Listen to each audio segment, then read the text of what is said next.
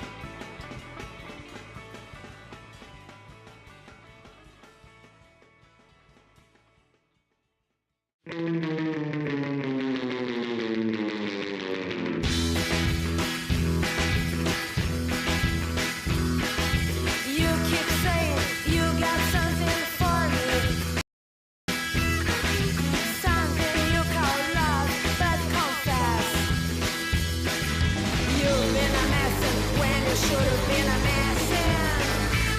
And now someone else is getting all your best.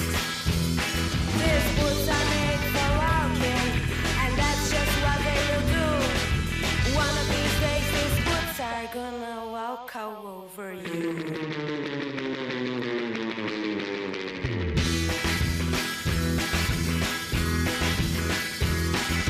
You keep lying when you ought to be driven, and you keep losing when you ought to not that. And you keep saying when you ought to be a changing. But what's right is right, and you ain't been right yet. These boots are made for walking, and that's just what they will do. One of these days, these boots are gonna walk all over you.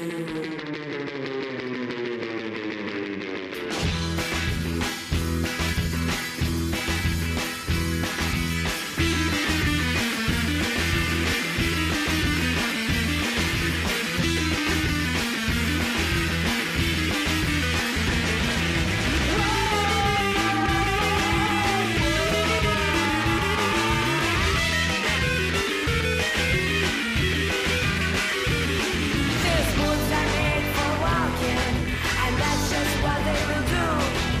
One of these days, these boots are gonna walk all over you.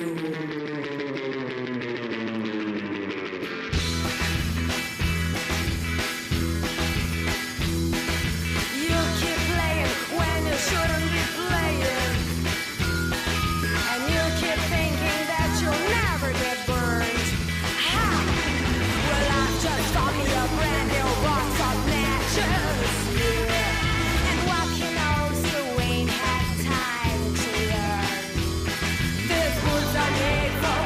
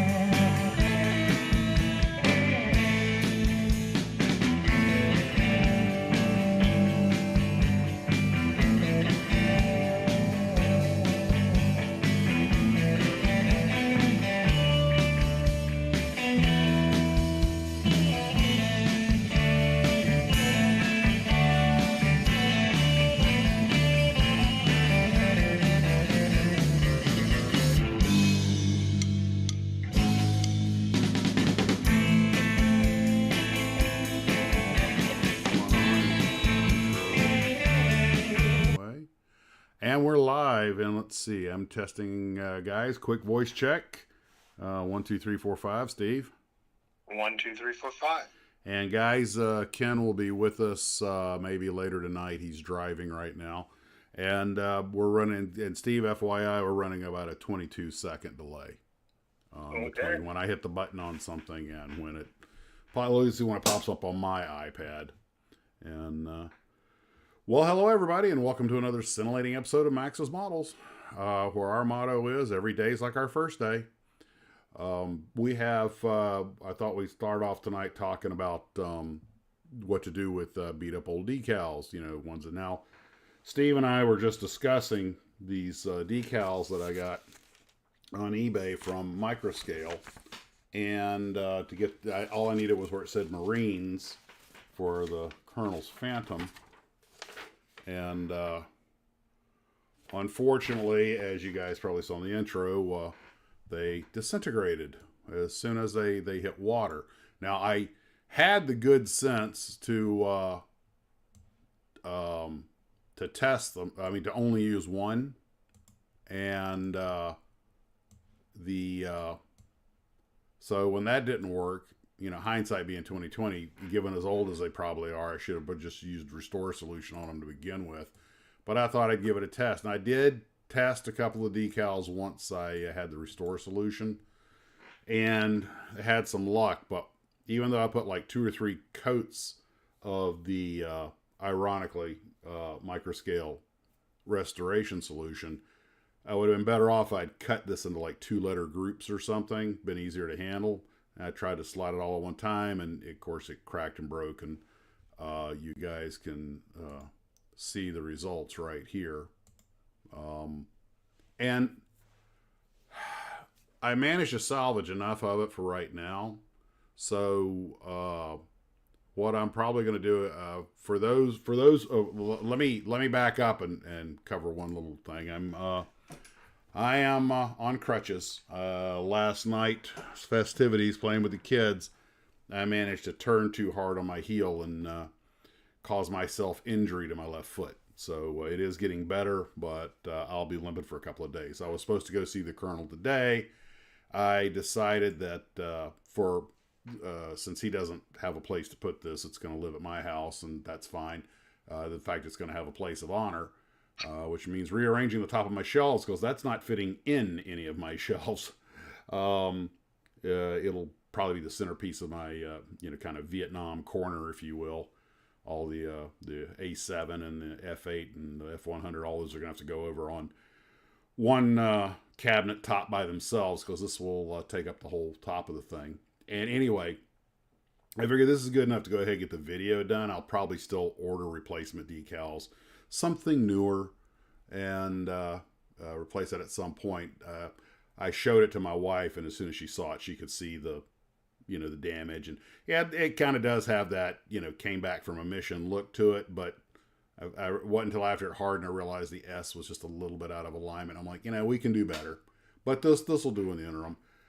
Oh, by the way, speaking of that, one quick point, something we've talked about on this model from time to time is whether or not all these little placards that say no step and no push, I couldn't see them in any of the photographs of the aircraft during the war. And I asked the Colonel about it, and he said, oh yeah, they were all over the airplane. Absolutely. There's no question that those are accurate wartime markings. It's simply the photos I found were so grainy and so poorly lit that the stuff just didn't show. The after-war photos that were clearly taken with a better camera, they did show. I thought maybe during the war, they didn't worry with that stuff. But he's like, oh no, those markings were all over the airplanes the whole time.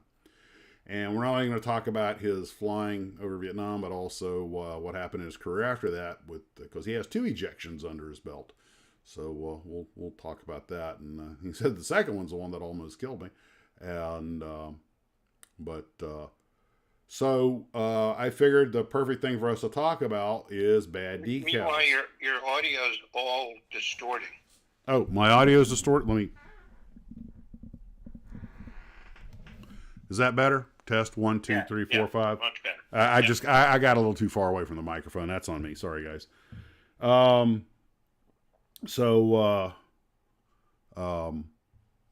do like, yeah. The Squadron is called, the nickname is a triple tray because of the 3.3s, VMFA 333. And of course, those are shamrocks on the tail, 3 shamrocks. And of course, 3s, it's a 3-leafed, not a clover, it's a shamrock. So they were the Fighting Shamrocks, and the nickname of the squadron was the Triple Trays. Anywho, as we can see, that was the first one that just disintegrated on me. When I mean, as soon as it hit the water and started to loosen, it went bad. And now, but you have to think about this. Clearly, now my understanding is that these micro scale decals are very thin, because even back in the 90s and whatever, they deliberately made them very thin so they would lay down better. Most people feel that thick decals, although they're easier to work with, they never lay down right. So the thinness of a decal is often supposed to be the mark of its high quality. The problem is, of course, it becomes just that tricky to use and easy to damage. So, they also rip apart easier. Yes. And apparently, microscale decals are notorious for being like this when they get old, just because they're made so thin. But then again, they're not designed to be in storage for 20 years. According to this set of decals sold for $2.50. So they got to be, 25 years old? Maybe these things may go back to the 80s. I mean, $2.50 for microscale decal, that very well may go back to the 80s. So these things are 30, 40 years old. I can't complain. By the way, when I posted the feedback, emailed the guy, told him, send him this picture. I didn't ask for a refund because I figure you buy 20-year-old decals, and he doesn't do returns, you take your chances. But God bless him, he immediately refunded my money. Didn't give me any squawk or anything, just refunded the money. So I went back and added that to the feedback to make sure he got credit for that. So, and buying old decals, be careful what you wish for. This is just what I needed, but the question then becomes, what do you do when you have that rare set of decals that you need, or you just have any old set of decals and you want to try and save them? And people have already been offering all kinds of solutions. Lacquer seems to be very popular. A couple of coats of clear lacquer, especially the testers, that's popular. I use the microscale decal restorer, which I think puts a more flexible film on it. But of course, you got to put on it, as I showed, you got to put on at least 3 coats. That's two plus coats. By the way, side note, I used what I thought was a clean brush. And when I started using the restorer, all of a sudden this black paint started coming out of the upper end of the brush. Apparently something about that thick, viscous material that's in the decal restorer, somehow as it flowed out, maybe it created a little suction up in the bristles or something as it flowed out. But it started pulling black paint that I didn't even know was up in there. And then I started trying to clean the brush. Like, how much black paint is stored up in this thing? So I got another brush and the same thing. So recommendation, don't use the clean paintbrush. Something about this stuff seems to extract it. Use a new paintbrush. Maybe save a paintbrush just for this kind of thing. And Sarah Jane says she knows where you can get decals for the Phantom, and we'll email it to you tomorrow. Okay, great. 1/32 scale Marines. So I had to call the colonel today and tell him that I was, on a busted wing, so I couldn't come over. I wasn't going to try and carry this thing across our lawns on, on crutches. Yeah. And so once I'm back using both feet again, I'll carry it over there, and we'll sit down and we'll just talk about it. I don't think there's going to be an actual unveiling, but maybe I'll put something light over it. But we're going to go over to his house and talk about it, and then I'll edit together some sort of a video. It still amazes me that those big old drop tanks hang off that wing that way. I mean, just anyway, yeah, you'd think they would be more inboard than outboard, and the missiles would be more outboard. Well, you'd also think that the tank would be more centered. I mean, basically 2/3 of the tank is sticking out the front, but obviously it's engineered for it. Well, they had to keep it out of the way of flight controls, so that kind of limited how far aft they could go with it. But that is definitely a forward hanging tank, and I'm happy with this model though. I'm actually, I mean, it's not perfect, But the way it came out, I'm pretty happy with it. It's going to look good up on the shelf, and I for anybody that wants a 1/32 scale f4, I can highly recommend this kit. One thing though, if I get another one, I got the Red Fox cockpit because I was going to do this open canopy. But if I'm going to do one, because Tamiya makes a nice cockpit for it, but I wouldn't waste time with that if you can do a closed canopy, because you just won't be able to see that much. Those cockpits are pretty tight. Once you put the pilots in and everything, it gets, and then you close the canopy, you really can't see diddly squat in there other than just the main instruments. But but getting back to the decals, there are several different techniques, and some of you guys are saying that you actually go ahead and put the decals solution or clear coat all your decals, unless it's like a new kit or something, which I can see doing that. You buy a kit that's been on the shelf a few years, the decals look good, but why would I take the risk? Now, I did, like I say, what I should have done, and I don't know why I didn't. I think I just got in a rush. I wanted to get a decal, just kind of get that last decal on. That's all I got to do when we're done. And what I should have done was taken one of the decals that I wasn't going to use and wet it first, which is actually what I normally do with older decals. I take one off the sheet that I'm not going to use and just see if it separates.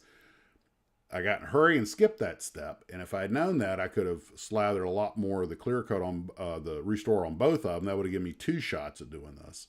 So I'm kind of kicking myself for that one. But, get there rightus. Never time to do it right. Always time to do it over. But the airplane, the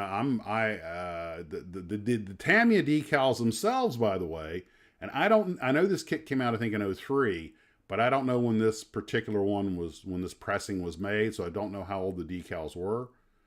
But Tamiya uses fairly thin decals, and even the decals that came with the kit had a tendency to break if I wasn't very, very careful. So, because they were really thin. Ironically, I had almost no trouble with the decals that had all of the placards and everything. They didn't give me any trouble. The only decals that gave me trouble were the big ones, the tail markings and the stars and bars. Those were the only ones I had trouble with, and the ones that lay down across the top of the intake and the wing. You see a chunk missing out of that gray one on the wing, and it went on without any trouble. I looked around one point, it was just gone. I think some of that may have been from the Salva set, because the Tamiya decals are so thin, and I'm 99.9% sure that Marines decal that got destroyed, I did not touch it. I think it was just the Salva set ate it up, or the Microsol. And I'd laid Salva set, put it down, and when it hardened, I went over Salva set a couple of times. And a couple of folks had commented that they've had that stuff burn up decals. And so I think that's what happened to it. So I guess I'm using too much of the stuff. And that gets back to another point. If you've got nice thin decals, then you really don't need that much of it, if you need any at all. But the big gray ones on top are fairly thick, so I used a lot on those, and they sat down fairly well. But that may be why that chunk flipped off of that one. I think it just burned off. I could be wrong about that. And I know a lot of you guys have had a lot of more experience using this stuff than I have. And I've gotten some emails and comments from folks about, little nightmare stories they've had.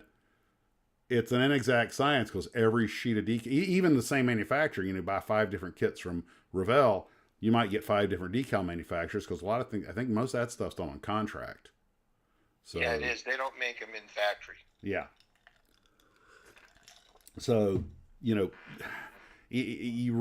just you run the risk. And of course, new decals don't normally have that trouble, but I've had new decals that were so thin that they, you try to get them off the paper and they flip up on you, and they can't, and you got to try and lay them back in the water to get them to loosen up and get the paper back under, get them back in place. And next thing you know, they're breaking and tearing. And there is something to be said for cutting your decals into smaller, more manageable sections when you're dealing with a big one. Now I will say this for Tamiya, the star and bars on the top of the wing came in 2 separate pieces that were designed to overlap. So, and they actually had little strips. Each one was designed for one of the joints in the wing, in the wing pivot mechanism, the hinge. So that was very impressive, but getting them to lay down and match up was quite the trick. And as we all know, I put the thing on upside down, which of course exacerbated that and got it corrected. And a little optical illusion, it'll fool you. And so, you know, if I ever get another one of these, I'll know the pitfalls. But the assembly of the kit wasn't really any big deal. My only mistake was not putting the pilots in when I first built the cockpit. I thought, well, I'll drop them in because there's plenty of room. Not once you got them in that ejection seat, there's not. And so follow the instructions. But I'll also paint the canopy separate. I won't tape it off like I did this time. I'll just tape off the leading edge, which you have to do for the canopy bow. But I'll leave them off until they're ready to be glued in. You know, one of the hardest things you can do with a model, and this has got about as simple a glass as you can get. I mean, you know, the canopy is the only part of the clear parts that you have to paint. Well, that piece in between the Rio and the pilot, that framing piece, is all clear. So I taped that off inside and outside, primed it, painted the inside black, the outside gray. But then you got to try and seal it up once you get it in there. And that's, you know how fun it is to sand and seal acrylic and plastic. So there is a little challenge there, but it's not like doing a Heinkel 111 or, you know, a Japanese bomber that's got 50 pieces of glazing on it. Basically 3-piece windshield, 1-piece bubbles, and the mid piece. So it's not that hard, but it's still easy to mess up. And but the clear parts glue into the frame rail. So I painted the frame rails. I mean, I recommend painting the frame rails in advance. The only thing you'll have to paint on those bubbles, like I say, is the leading edge of the bow. Clear parts, you know, somehow they always manage to cause problems. Okay, but that's what makes it so much fun. It's the challenge, baby, the challenge. But the whoops, I don't know what I just. Okay, there we go. Move that down here, and let's go bad decals and shrink that down here. There we go. So, some of you guys were mentioning, and you can just leave it in the comments section because this is the kind of thing I want to talk about, is these, what is your preferred method of trying to save decals? Now, I do know that some people will take old yellow decals and put them out in the sun because essentially it's a form of rust and that'll kind of bake it out. But my understanding is that even if the decals are usable after that, that eventually they're going to yellow again. Has that been your experience, Steve? Yeah, it has. It's like it comes back. It just doesn't really cure it. It just kind of fixes it momentarily, and then as it ages, it goes back. Mm-hmm. Yeah, and that's now some folks were asking questions about photocopying. Why didn't you just photocopy the decals? Let me explain a little got you on that. The decals often come on that light blue decal paper, and you can scan them, but you're going to have to trace all that out and delete it because if you stick the scan in, it's going to print that blue background. It won't be clear. So you have to go in and you can do it. It's time consuming. It's a pain. Now, if it's on white paper, it's maybe not quite as bad, but you won't know till you do a dry run. But I did that one time and I put it in the printer and it came out, and then I cut the decal out. It had actually put a little bit of color on there that it was reading off the paper. So you have to trace everything out, cut, delete, so that you have a perfectly virgin background. And that, on something like Marines, because everything is block lettering, it would be time consuming, but not hard. But some of these other things, you're going like, oh my gosh. So you just have to be patient and trace everything out. I have made my own decals before on many occasions, and I have a laser printer, which is what I highly recommend, because if you use a inkjet, you have to put so many coats of clear coat over it to make sure it seals that stuff.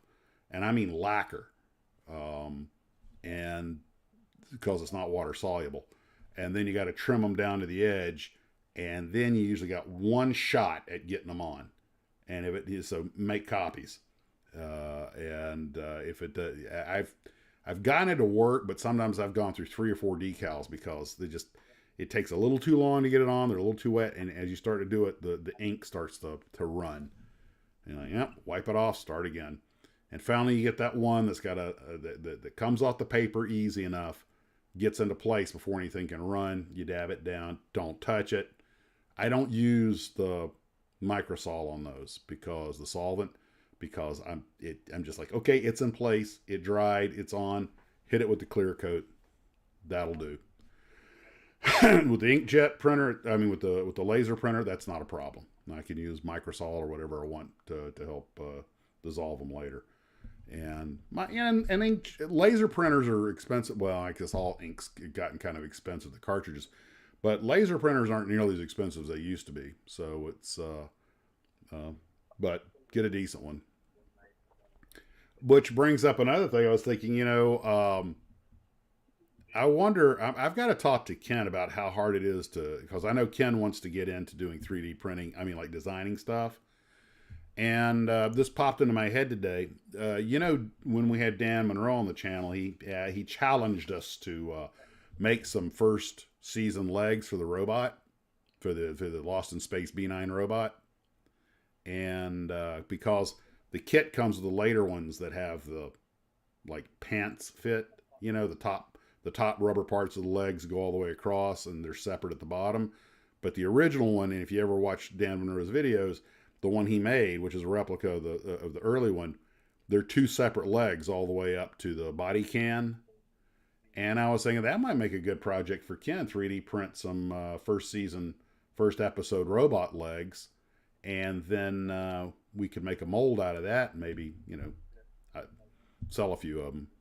And not really trying to make money at it, but just for the sake of making it available, because none of the robot stuff from Lost in Space is the very first show. It's all later stuff. And because that's the kind of weird stuff I do. Or more to the point, that's the kind of weird stuff I delegate for Ken to do. As my brother would say when we were children, it was time to clean the kitchen. I'll supervise. You think that'd be a worthwhile little project, though? Yeah, would be to see how it would come, and then you could do other parts of other kits that are, lacking. Yeah, and we'd send a set up to Dan and go, "Ha, we made them for you." And Yeah, then he'd said a million other things he needed done. Right. Oh, they're one of Murphy's laws is Murphy's laws of land warfare. One of them states, if you take more than your fair share of objectives, you'll be given more than your fair share to take. Exactly. And he'd say, "Hello, we did. Oh, good. Well, while you're at it, we need this too." And hey, we got him the clear bubble. Thank you, Fran. It was Fran that found that for him. So we, Yep, you start doing nice things for people, they start to expect it. Sluggo says, I'm 67 and it's way cheaper to buy 3D printed stuff than to invest in the equipment to do it. Yeah, that, if you can get, that's absolutely right. And, Ken, I think Ken is kind of considering maybe doing the 3D printing as a little bit of a side gig as a cottage industry. And Ken, as you've noticed, is very creative by nature. And, I guess most model builders are. And, but he's also, he's been working with computers for 50 years, and he's largely self-taught. So he's, Murphy Models, I like that. So he's got this will make a good little gig, keep him busy, keep him out of the bars. See, the good thing with 3D printing is that the technology keeps advancing rapidly, so the machines are better and better. So you're constantly stepping up to the next better level of printer, which makes you be able to do more things. Mm-hmm. And, we could also talk to Lou over at JD Hobbies. He's got basically a professional 3D printing staff back there that's always making stuff. That might be something they could get into also. And that he runs a hobby shop, he give him something he could sell as a, as a side gig. And True. Yeah. But and if he's got a whole bunch of people in the back making stuff, he obviously has a market for it. well, I don't know. I think they do mostly. I don't know actually what they do. I think they do a lot of the manga type stuff, Uh, fantasy stuff. But I don't know if they design it or if they just print it. Downloading a file and switching the printer on is one thing. But actually, Ken's trying to learn the language where he can actually do the design, and that would be pretty cool though. So that's going to be the future of the hobby business. yeah, I hate to admit it, but you're probably right. But as much as I lament the loss of injection molded styrene over time, injection molded styrene came about to replace wood.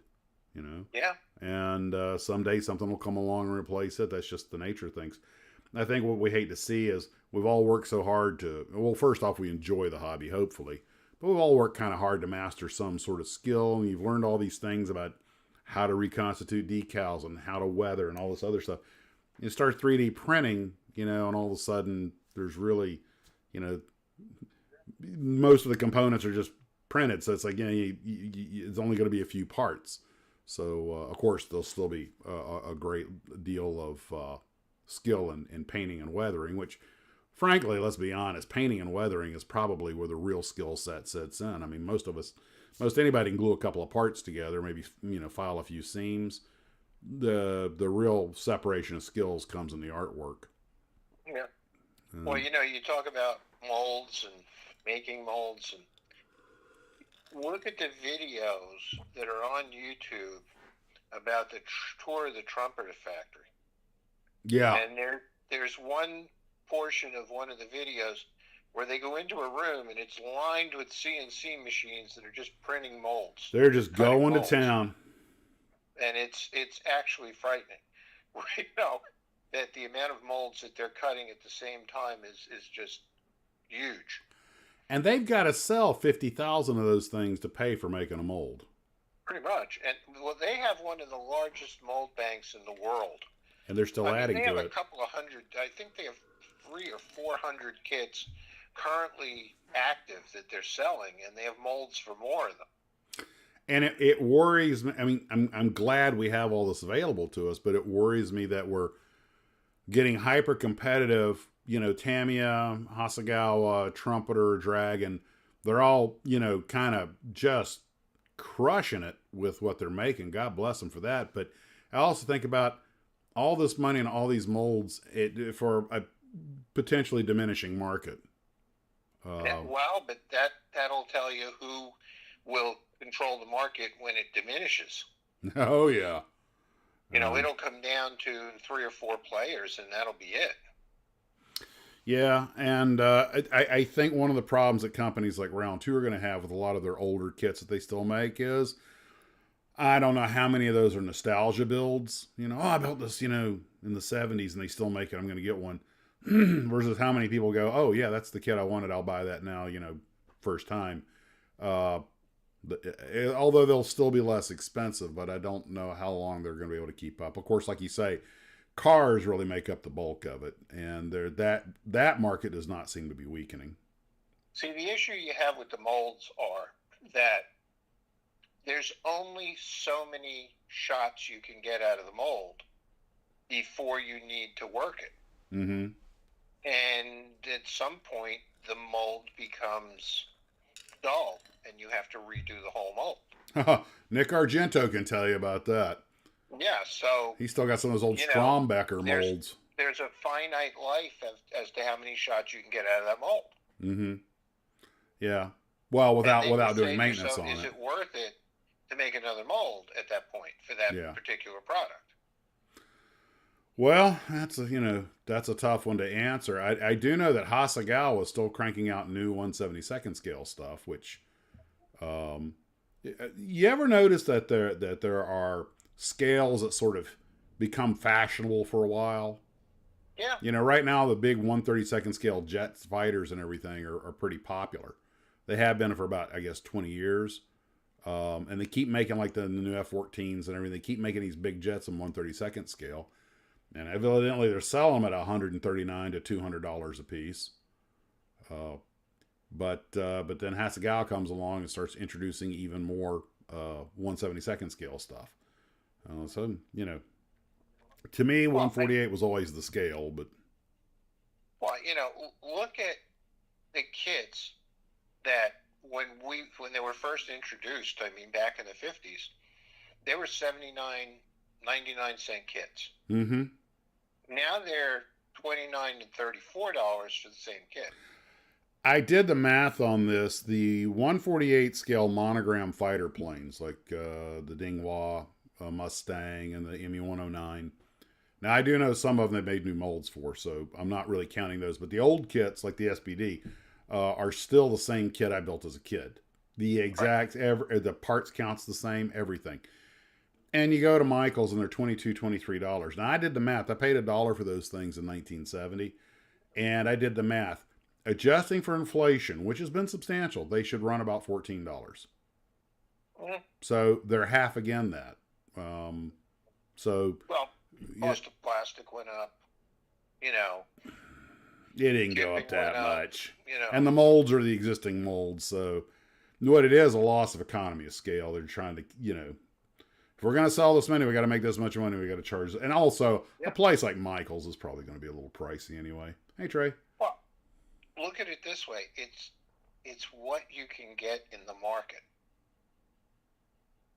So, it may be worth $14, but you can get $29 for it.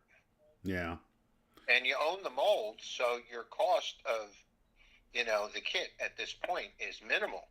Well, that's Atlantis' advantage. I mean, they charge $22 bucks for most kits, and I don't think anyone's going to not buy a vintage, like the SBD or whatever he calls it's 24 versus 21 or something like that. They're either going to get it or they're not, as long as it's not ridiculous.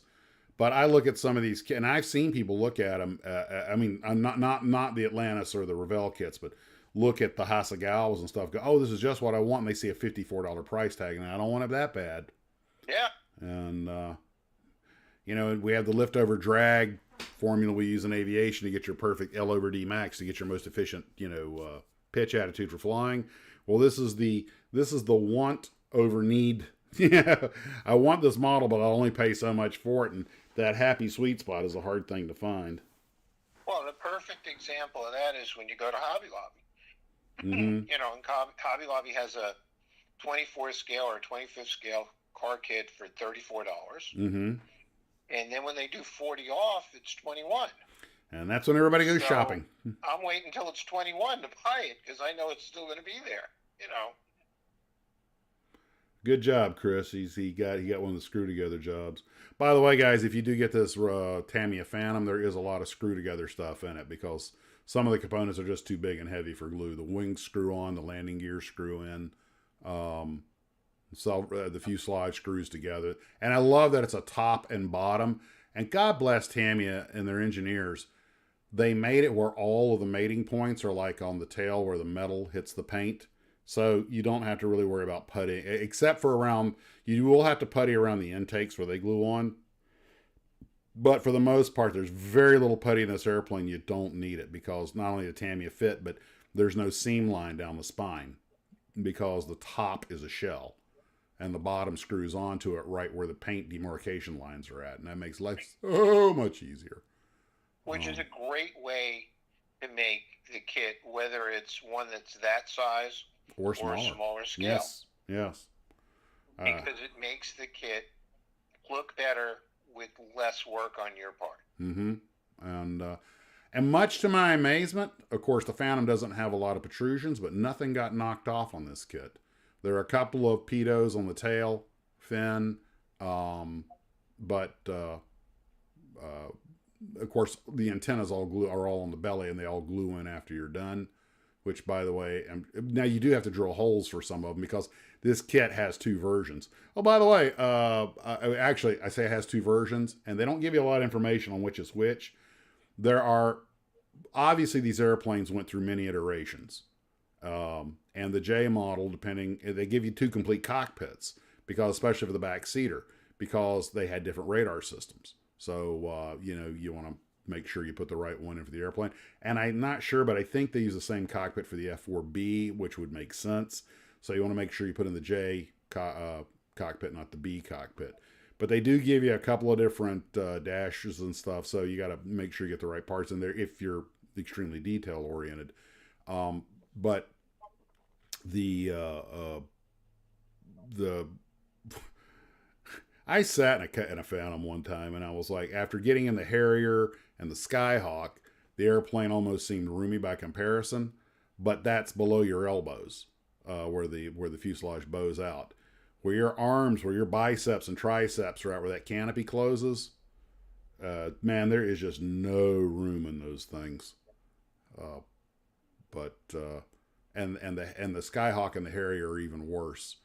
The A7 actually had a little bit of room in the cockpit, but then I'd hop in these World War II fighters like the Mustangs and the Spitfires, and I mean, I'm like, you've got to be kidding me. Of course, I'm a lot bigger than a 19-year-old British pilot from 1940. But I realize most of these guys were 5'5", 5'6", and probably weighed 110 pounds soaking wet. But they're still wearing parachutes and furry flying jackets and everything.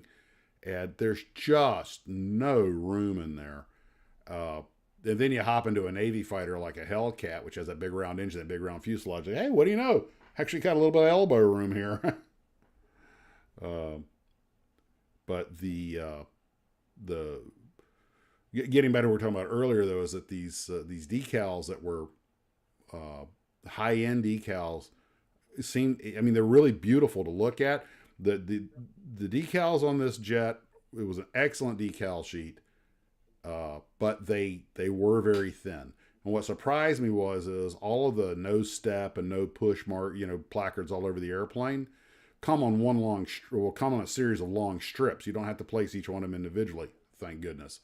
But when you put them on, actually, I look at the model at this scale, which is about the distance most of the photographs were taken from, and I can't really see the placards either. So I guess that all makes sense. But I think it's I forget who it is. They make stencils. Brass stencils for the no step and the no push for this kit and other kits like it. And they're not expensive because you reuse the same stencil. You just tape it down, hit it with the airbrush one time. But that really, really looks good when you're done because, one, it's paint, not a decal, so there's no film around it. And it doesn't pop as much. So it doesn't seem, I guess the word would be overpowering. Let me see if I can find a picture so you can see exactly what I'm talking about. Hey, Fran, how's it going? Hey, Fran, we're just talking about you. Let's hear your decal emergency. Let's hear it.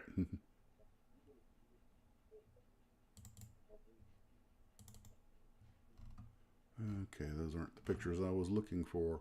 These are not the droids you're looking for. Let's see.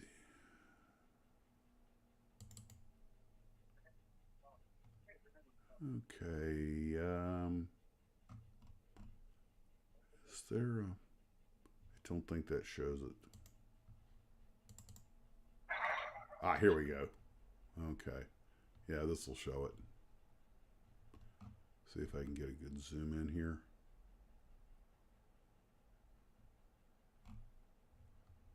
Which one will do best, I think.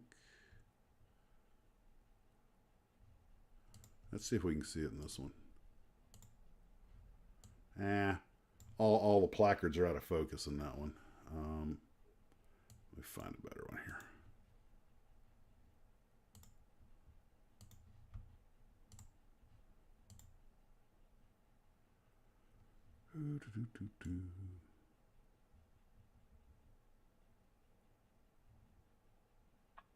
Oh, the roll.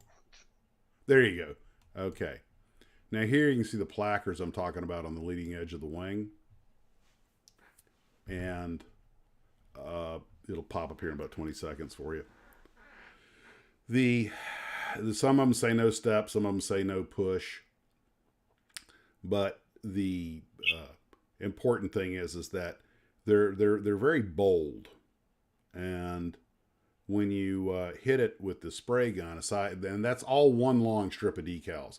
Everything on the leading edge of that wing from under the star, you see the placard, and then you see the no steps and no pushes running down the leading edge. All that's one decal, which is nice because it slides into place very easily, and it didn't give me any trouble.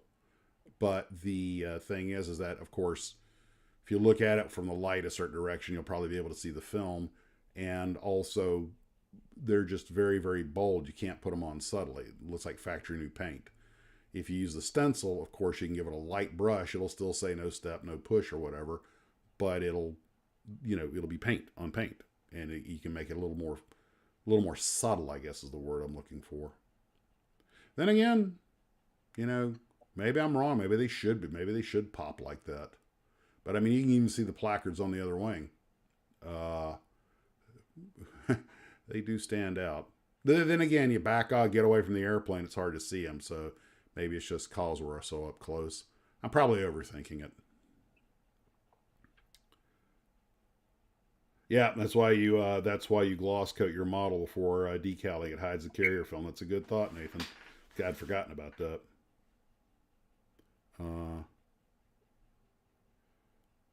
Do you want to do that for more? It's a 132. It's a good. Just make sure you got a place to put it. And as a back seat, I got this. Is you can tell this is before I had removed the tape from the middle part between the two cockpits, so you can still see where the masking tape is in place. I use that what do you call it? That purple stuff from 3M that's gotten real popular. I think it works better than the Tamiya tape. It gets less bleed than Tamiya tape does. The Tamiya tape is considered good. But you can see how it's hard to cover that, to clean up that seam between the plastic and the acrylic part, because that's painted acrylic on that canopy bow, or that arc piece between the two, where the front canopy's mounted. That's an acrylic part, and that makes it a little tricky to deal with. Not hard, just but and like where you had the jet intake with the black stripes and the black circles, and that's all one decal. They just slide, and you have to slide it up underneath behind the engine, behind the intake. The ejection, the ejection triangles under the cockpits are separate, and the rescue arrow is separate, as are the yellow decals at the bottom. But a lot of that stuff's all one big decal. But it does go on nicely, so I'll give them that. I didn't really have any problems with it. I'm starting to think that bigger decals are best handled by cutting them into smaller parts, though. I doubt anyone here has never had decals fold up on them or wrinkle on them or any of the nasty little things they like to do to us. And of course, the bigger the decal, the harder it is to get it on without some sort of mistake. But you do what you can.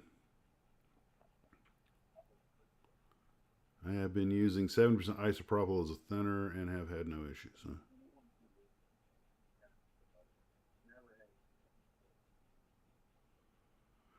Yeah, what I used to do was I had a bottle of isopropyl, and when I would clean the brush, I would just take one of my little clamps and hold the brush down so it was constantly pumping air, and just drop it in there completely submerged and just let it cycle and cycle and cycle and cycle and cycle.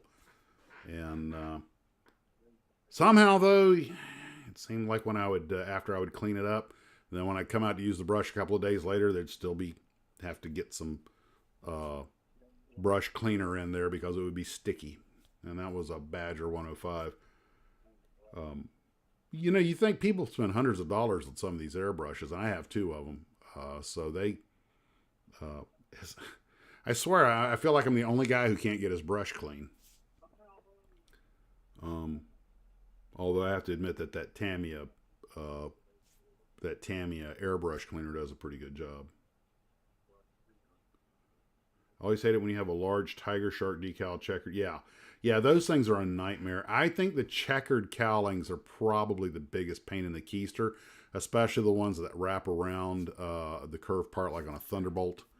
Most of the Corsairs, it's a band, it's a cigar band. It doesn't follow the curve, so that's not quite as bad. But you get those P-47s or some of the other bombers that have the checkered cowlings that go all the way around the curved part. And I don't care how much salt. It almost makes you just want to go ahead and paint the bloody thing. And you're never going to beat. I don't think a decal can ever beat painting if you've got the skills to do it right. But I'm wondering how the heck they put those checkerboard patterns on the airplanes to begin with. They got that one Thunderbolt. I think I have the 172nd scale kit. It's got the black and yellow checkered diamonds on it. And I'm kind of like, somewhere there's a crew chief with a heck of a lot of patience. And, hey, Daria.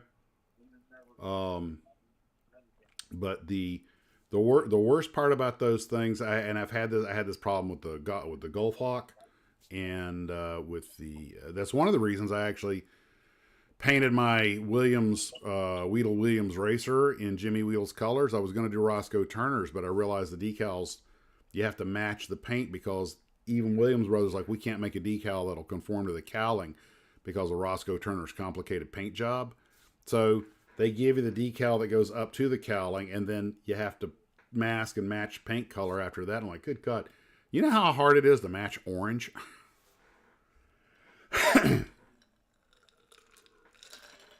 I think it'd almost be better off to mask off the whole airplane. Just paint that way. At least you wouldn't have to worry about the stripe not matching the cowling. And I've got another one that's on the shelf right there, and I really want to do it in Roscoe Turner's Gilmore Lion colors. It's a beautiful scheme, but it's complicated, and it's got all that fine trim on it. And it's got decals for most of it. And if I knew I could match the paint to the decal, I'd use the decals. But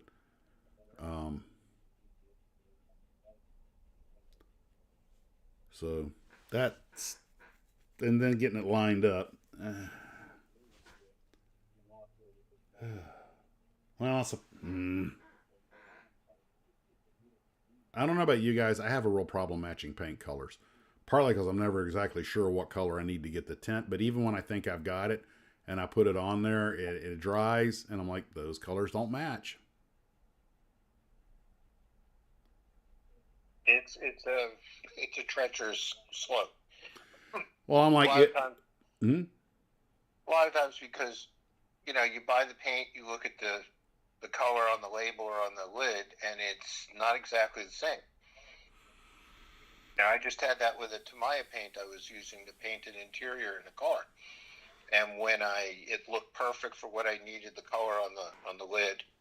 When I opened it up and took it out, it was nowhere near what it looked like on the lid. Yeah, let me grab this model and show you what I'm talking about. I got it right here on the shelf.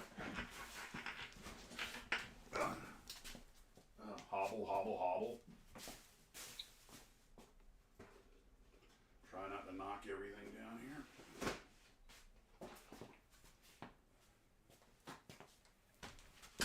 This is one of the reasons I have so much beige paint. This is the paint scheme for Roscoe Turner's plane. Now, of course, he had a bunch of airplanes, but this is the... Hold on, let me...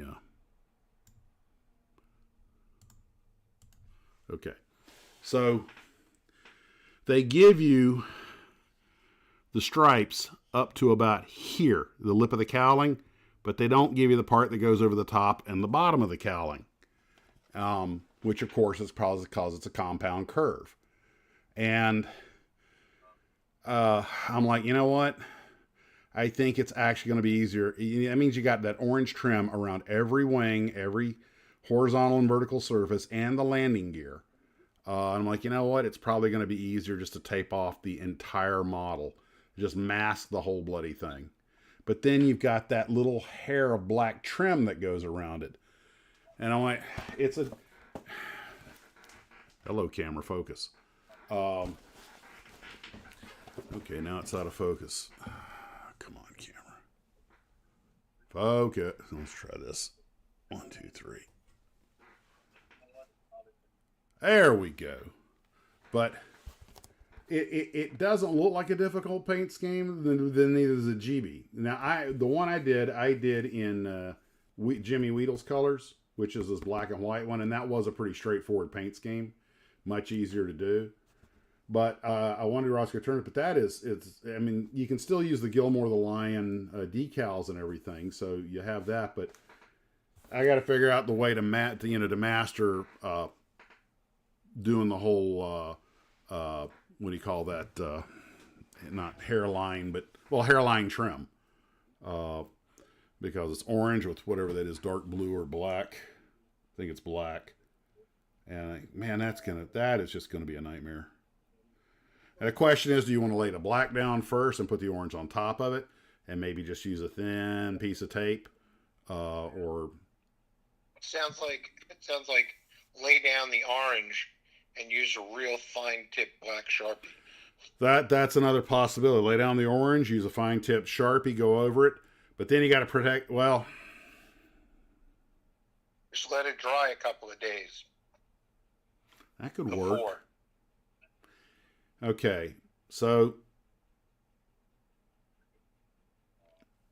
now that, there's the positive and the negative way of painting these things. You can either shoot the thing in orange, cover it, cut out the paint, put the tape down on what's going to remain, then shoot it in black or shoot it in the khaki, reprime it, shoot it in khaki over the tape, then go by with the fine tip black pen along the edge of the tape, okay?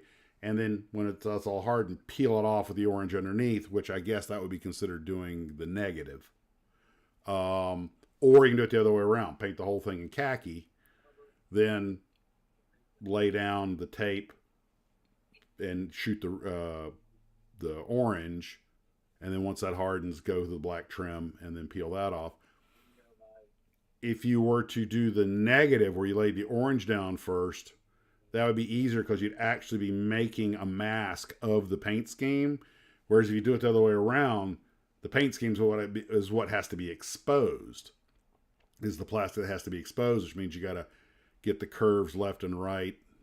I mean, it's going to be tricky either way, unless you can perfectly match the paint to the cowling. You also have the option of only doing the cowling. Use the decals on the model, and then just do the cowling.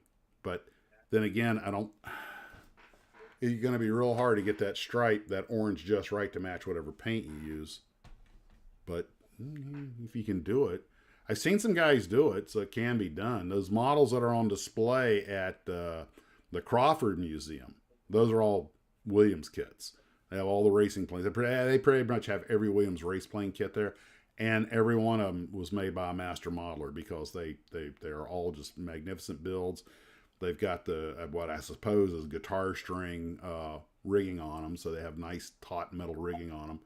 And look at those. I was like, that's what I want mine to look like. The problem is there's only one thing that keeps my models from looking as good as those, and that's skill.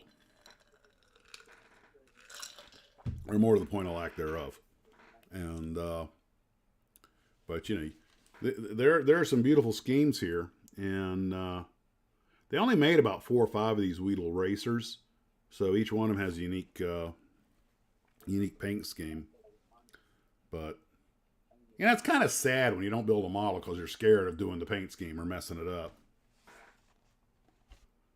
Well, you want to make it right. I know, and and that's part of how long do you want to dedicate to make the kit. Yep. But if you want it to come out right, you got to put in the time, and it's slow. There's no getting around it. And it's steps like that slow you down, because there's a lot of work to make it right. Oh yeah. But the end result is worth it. The question is, I guess the biggest question is, do you want to paint the stripe color and then just basically lay the pattern, once it hardens, lay the pattern down in tape to cover it, and then shoot the primer and the khaki and then put the trim on after? Or do you want to paint the whole thing the khaki color and then trim it off where you shoot the orange over it? And I'm calling that orange. I guess that's orange. See, the other problem is the more complicated you make it, the more the chance is that it's not going to come out right. You see, that's the reason I'm inclined to say paint the orange first, then all I have to do is mask the orange. Yeah. Okay. Because if you get into multiple maskings in the same spot, you know Yes. it's going to bleed somewhere. Of course. It's just the modeler's law, you know. Let's go ahead and slit this open real quick. Okay, where did my knife go? I put a knife up. Oh, there it is. Focus on this thing's acting up. Okay, let's see here. How many kits do the Williams brothers make of a kit? They've got I think their catalog's just a couple of dozen. It's not that many. So, I mean, but how many do you think they make of each one? Do you think they make 2,000, 5,000? Well, the Williams brothers was bought out by a guy in the Midwest who got their molds. I don't even know if he's making them right now.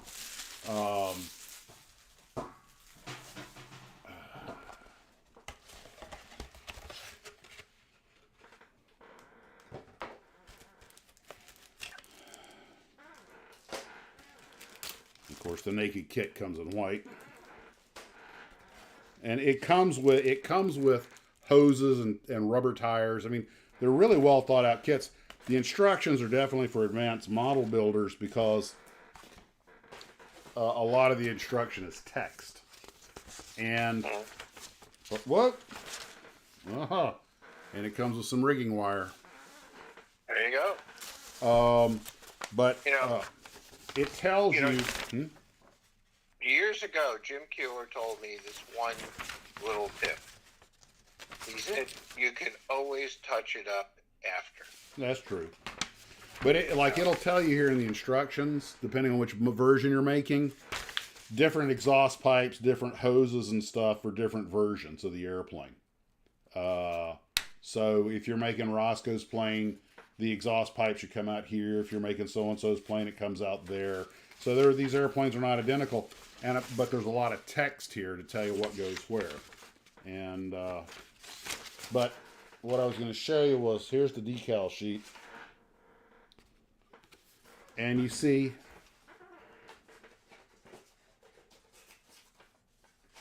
it only gives you a little bit of the stripe. So you pretty much have to mask and paint everything else. So you just got to match that orange. And so, yep, nothing hard about that. And it gives you the numbers and decals for a couple of different versions of the plane. And you also have, on a separate decal sheet, the little Gilmore the Lion decals. This model, if you look at the instructions, hold on.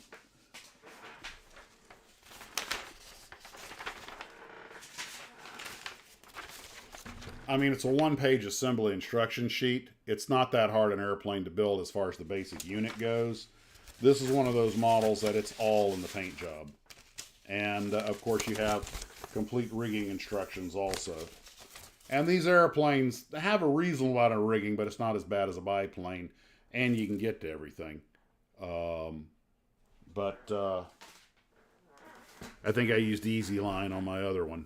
But it's... Williams kits are not for beginners. They be honest with you, they're very well researched and they got a ton of detail, but they're not necessarily the best fit. It takes some work and some. This is I think Paul Adams is working on a P-35 now, and he sent me some pictures, and it shows where he's having to, make a few little alterations to the kit to get it to fit just right. So. Okay, the kit features decals to allow any of the three different ones. Gilmore, the Red Line, number 121, number 44, Miss Patterson, or number 92, Miss New Orleans, which is the one that I made. That's the black one. And, as much as I complain about Roscoe's pattern, that number 44, Miss Patterson, the black and red one, ain't exactly easy either.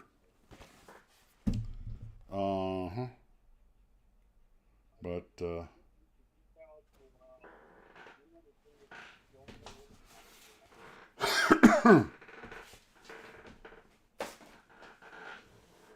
And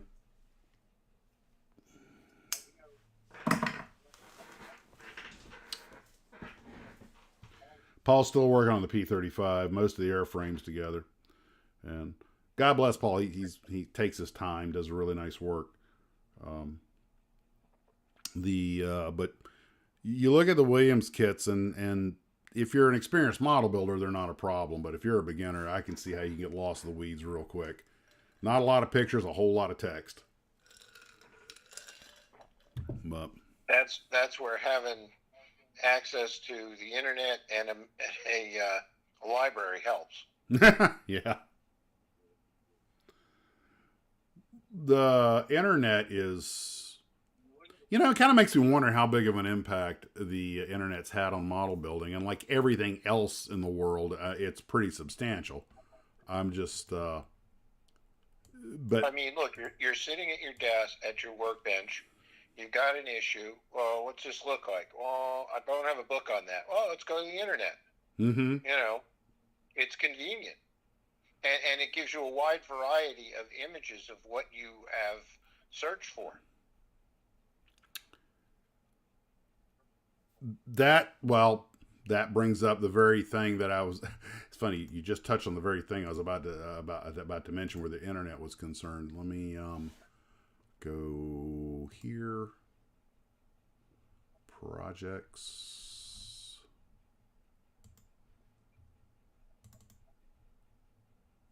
Okay, now you guys have seen me use this photograph several times, but it's perfect. This is a photo of the Colonel's airplane. I don't know if he's in it in this photo. He was mentioning the other day. I asked him, "Did you actually have your name on the canopy rails?" He goes, "Oh yeah, but you didn't always fly that plane." So, okay. Which makes sense. I mean, planes go down for maintenance and everything. But this is the very airplane that Tamiya made the kit of that I built, 201 5526.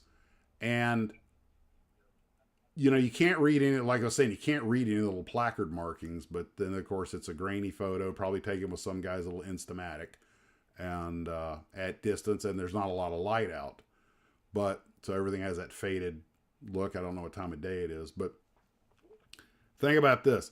I found this photograph of the very airplane I wanted to build with about a 5-minute internet search.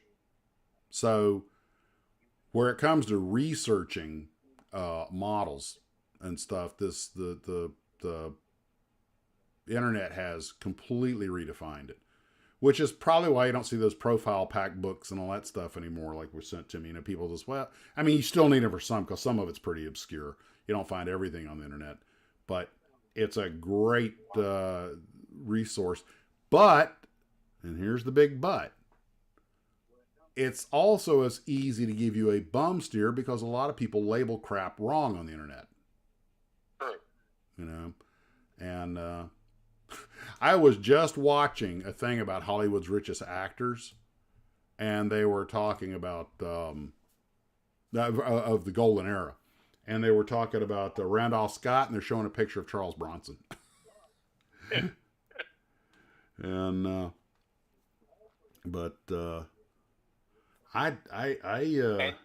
you know what's wrong with that? Half the people who saw that didn't know that was Charles Bronson. Well, if that's the case, they don't know who Randolph Scott is. Right. And one of the richest ones was Liz Taylor.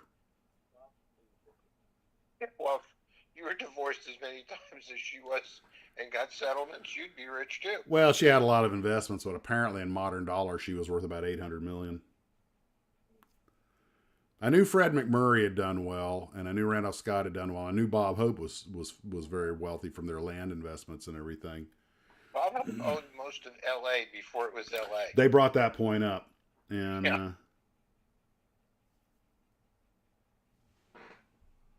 Yes, Lugo. I actually was talking to the Colonel about that yesterday. What are the odds that of all people I'd move next door, and there are some things that beg to be done. And Tamiya made the model of his plane. That still kind of weirds me out a little bit. But the Bob, my favorite, yeah. What is it Bob hoped? He was referring to some Navy squadron when he was doing his USO show on the carrier. He goes, #1 distributor of MiG parts in the world. Yeah. He was the most hated guest by Johnny Carson on The Tonight Show. Really? Why's that?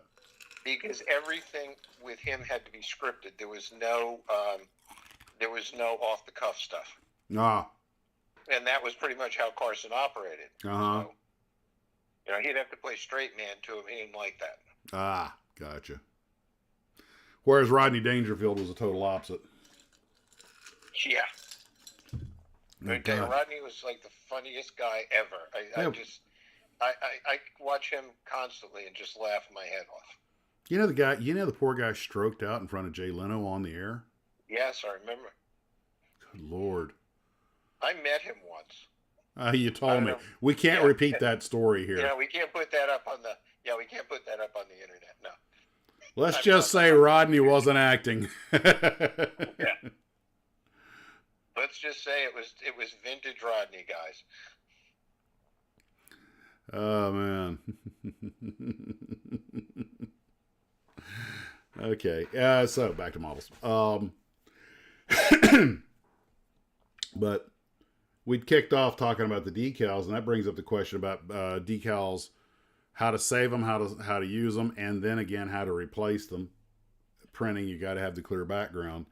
But some people like to use paint, and I've seen people that actually paint stars and bars, Balkan crosses, Maltese crosses, Henna Marus, the works. You see some of these things. You can kind of tell when they're hand painted because it just all matches. I've tried using the Frisket and doing this to everything and I just couldn't get it to stick and to work the way they did. And my guess is they have to have their air gun set to an extremely low pressure as to not get any bleed or anything. Now I had a thought, which is a dangerous thing for me to do. I don't know of this technique. This is something I sort of invented, but I've never actually done it. I have painted a few insignias, and when they work, they look great, but more often than not, they didn't work. But I thought, what if you put a piece of tape on the wing, all right, or the fuselage or whatever, then put the decal on the tape. Then you could take an X-Acto knife and have a perfect in place, stencil. Cut it out, peel it off. Then you can put your base color. Now the rest of it you're going to have to figure out as you go because you remove the decal. But I thought that might. I figured if I was doing an American Star and Bar, what I thought might make a way to go about it is, I would, like I say, lay the tape down. Okay, here's what I got. Here is my evil plan. In this case, I'd lay the tape down on the side of the fuselage. Put the decal on it. Let that harden. Trim it off. Peel off that area. And that means the decal's gone, but you got the stencil. Then shoot it all white as a base coat. Okay. Now, once the white hardened, then I would cut out a star, and I could probably cut the star out of the tape that the decal's on and put it back on there, maybe, assuming it didn't detack too much.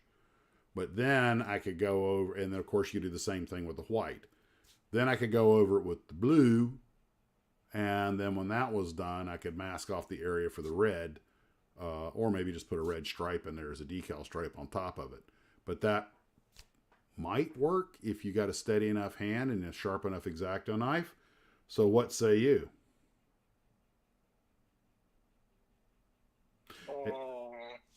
You're right. You might cut in the plastic on the model, but if it's at the seam of the decal, I don't think it would show.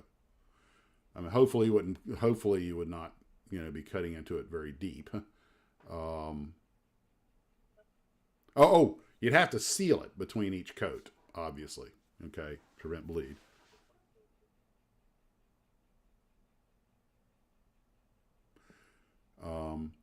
What you might do, you know what? I'm going to back off on what I just said for a second. Okay, I've cut the thing out and I remove the decal, and the tape. So I've got the stencil on the airplane. I think you can buy tape stencils, which like masks, which would make this a lot easier if you can get it on straight. Then I might take the paintbrush. I would seal it with either wax or clear coat, floor wax or clear coat, probably clear coat. I would seal it. Then I would take a fine brush and put blue all the way around the perimeter. Then when that hardened, then I'd hit it with the white. That way you don't have white edges when you peel the tape off.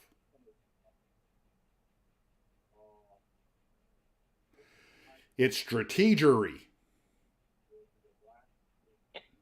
That could work. Then put the star back on. Hit it with the white. Once the I'm sorry. You went around it with the blue. Okay. Yeah. You might even use a paint pen. You're just trying to prevent from having white edges when the tape comes off. So you do the perimeter. Let that harden. Shoot it with white. Let that harden. Of course, reseal it. Put the star back in. Put the bars back in, the white bars. Then hit it with the blue. Of course, seal it. Then hit it with the blue. Then the only thing that would be left would be to put the red in. And that should be fairly straightforward.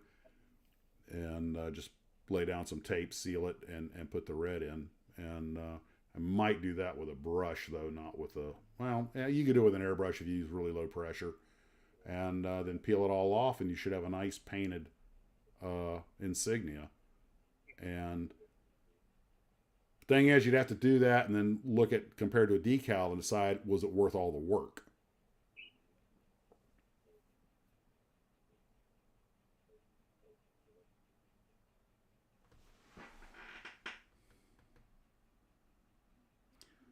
A Cricut. Yeah, a Cricut machine. That could cut, yeah.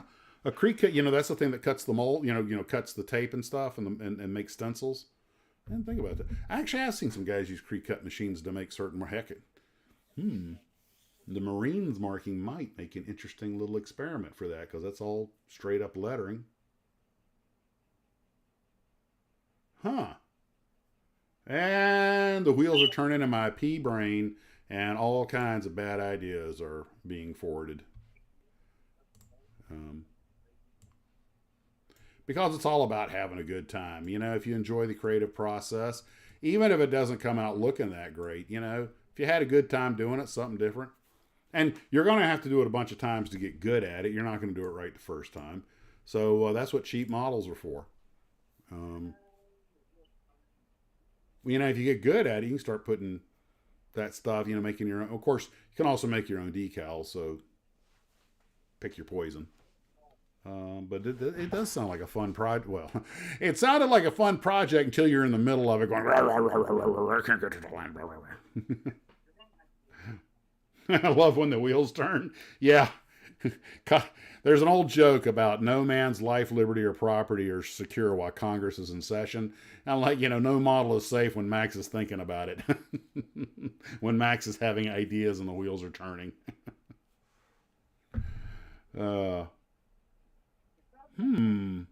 Joni needs a refill.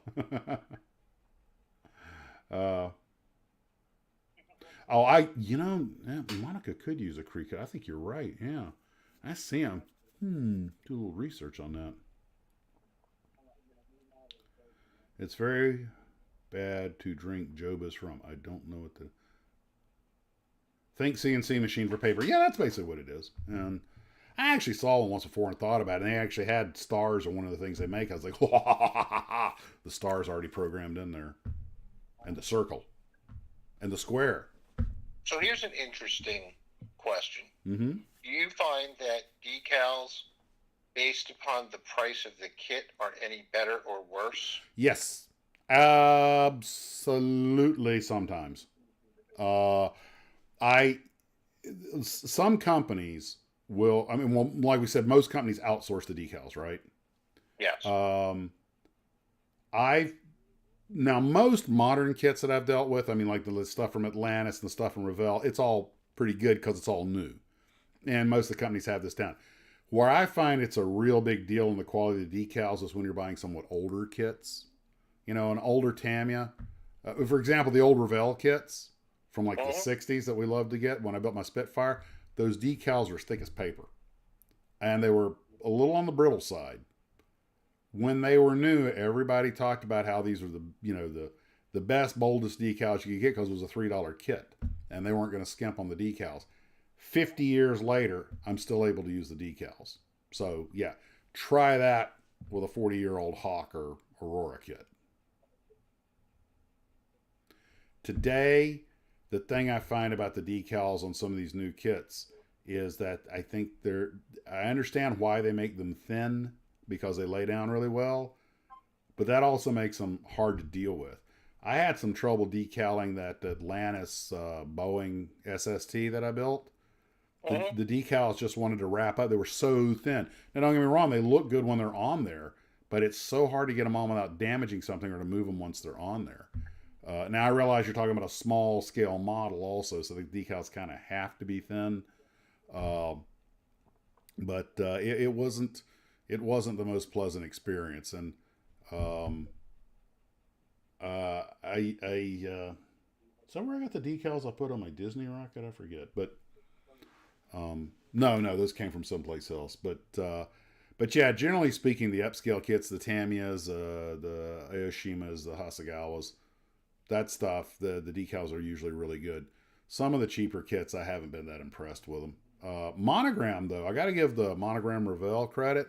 They went to something a while back that you guys have probably seen if you build World War II stuff, airplanes, is one of the biggest problems I've had is you paint the model, you put the decal on, and the paint scheme shows through the decal because it's just so freaking thin, right?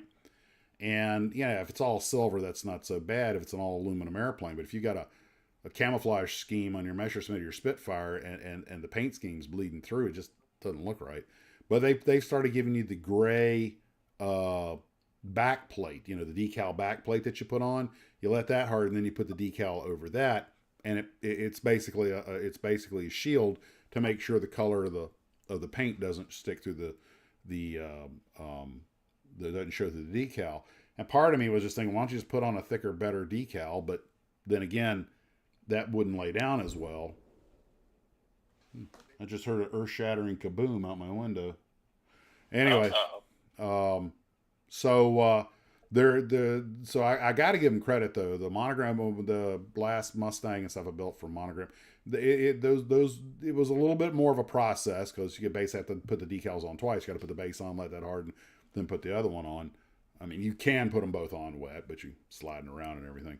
But it did look good when it was done, so I got to give them props for that. But the Atlantis decals were a little trickier to use, but it was also a smaller scale model. And the ones from Academy have been pretty good. Generally speaking, it's been my experience, the more expensive the kit, the better the decal. But that is not engraved in stone. And unfortunately, I guess they change their vendors from time to time because, like I say, you can buy two kits from the same company a few years apart, and one has a much better decal sheet. For that matter, might have better injection molding too. That's how we ended up with these chartreuse colored Godzillas, back in the 50s. What was that? That red color it came in because apparently Abe Shikes had a ton of that stuff laying around.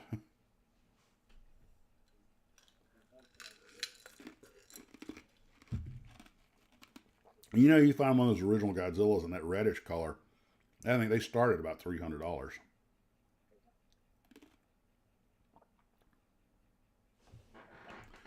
It's that was I guess you could say it was an act of economy. Hey, we're making kits. This is the plastic color we got left in the warehouse. Throw it in the machine. Yep. We're not made of money.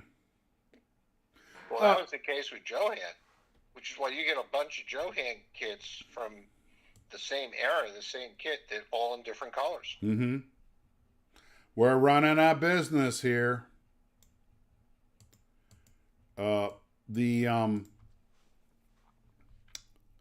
That brings me up while we're talking about that, guys. Put down a manufacturer or a kit that you think had particularly bad decals or particularly good decals. You know, this is the kind of thing I like to crowdsource because, yeah, I have my experience, but I know a lot of folks out there, probably had some experience that they're dying to share about that, and I'd be interested to hear who's had the good and the bad decal issues. But paint it red, instant Aurora. Well, I gotta say, Tamiya decals are, just as good as the kids for the most part. I've never really had a problem with their decals. Well, you did have a problem with some decals laying down a while back. I remember you telling me about. Was that a vintage kit or was that a new kit? Oh God, it was what kit was it? It's one of your cars. Yeah, I can't remember which one it was though right now, but yeah, I did have that problem. But then I had I built the Tamiya Porsche GT1, which is a lot of decals, and they just went right on. Now, Frank, I know what it was. It was the IMC Ford GT. That was it. The Ford GT Mark IV with the stripes. Oh my God, what a nightmare that was. Well, Frank also brings up, yes, about the Czech kits. Yes, I've had bad luck with a lot of the foreign kits, East European kits and stuff. Their decals blue.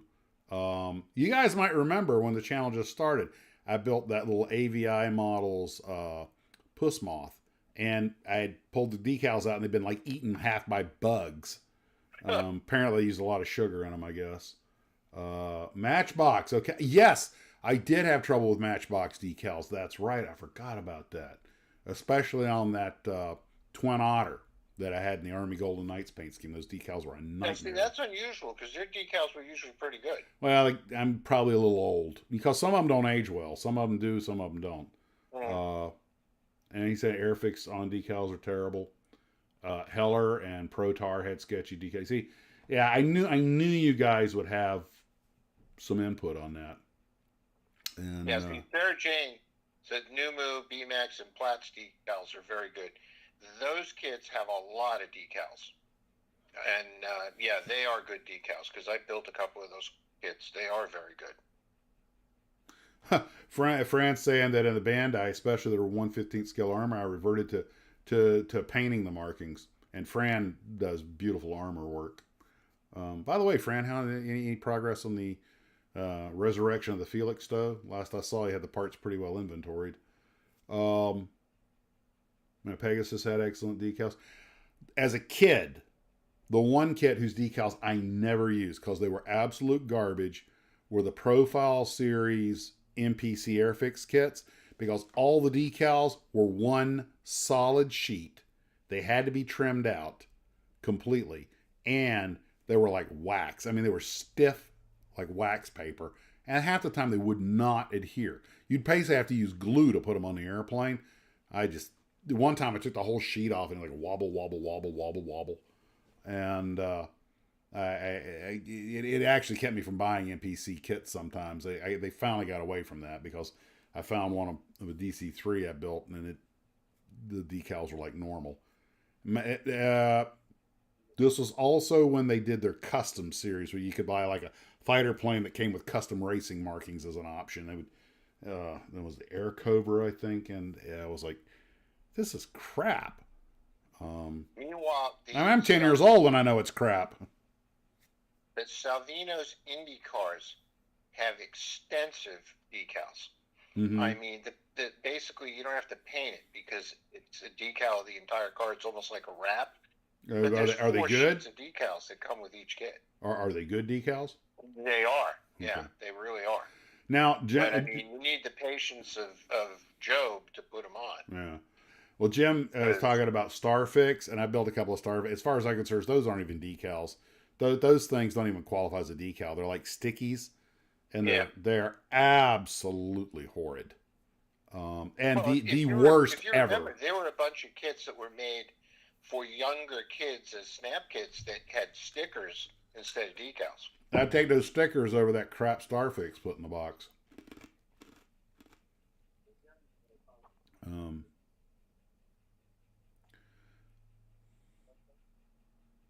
It says they were good. Matchbox says they go back to the 70s, 80s, but the last Matchbox kit built was HMS Tiger. And 20-year-old had decal, just fell apart. Yeah. You know, and one of the ways to judge a you know, we all know that you build your model, you put it on the shelf, and over the years the decal's yellow, they flake off, which is one of the advantages of painting, is that it's forever, especially if you use an enamel. And but those some of the decals. That's true. I mean, the carbon fiber is about 2 sheets of decals.